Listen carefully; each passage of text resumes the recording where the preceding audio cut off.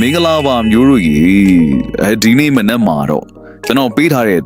381မာကီးရဲ့ကနေပြီးတော့တစ်ကတော့တီးတီးကြကြကြီးကိုမှန်ပြီးတော့တစ်လေးဆိုပြီးထွက်သွားခဲ့ပါရီမင်းကွက်ကိုတော့ကပ်ပြီးလွဲချော်ခဲ့ပြီမဲ့ကျွန်တော်ရဲ့ကီလန်ချောင်းကတော့အခုထိမှန်နေသေးပါပဲကဲညနေမှာတိုင်းကိုအလဲထိုးဖို့အတွက်နှစ်ငါပတ်ဒီအပိုက်ပတ်ထားကြဖို့အကြံပြုချင်ပါရီနှစ်နဲ့ပတ်သက်တဲ့ main ကွက်တွေဆိုရင်နှစ်1နှစ်3နှစ်5နှစ်9နှစ်9ငါးနှစ်ပတ်သက်တဲ့ main ကွက်တွေဆိုလို့ရှိရင်တော့55နှစ်5 4 5 6 5 8ကိုအလေးထားပြီးထိုးကြပါဗျာဒီထဲမှာကျွန်တော်ကြိုက်ဆုံးတစ်ကွက်ကောင်း main ကွက်ကိုဝီယွန်မှာမြင်နေရတဲ့ကျွန်တော်ရဲ့ Viber ဖုန်းနံပါတ်မှာ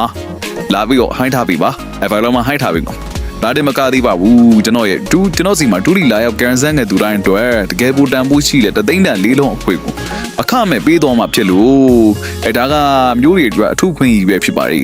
ကျွန်တော်စီမှာဒူလီကန်ဆန်းချင်တာပဲဖြစ်ဖြစ်အပိုင်ကလန်းတောင်းချင်တာပဲဖြစ်ဖြစ်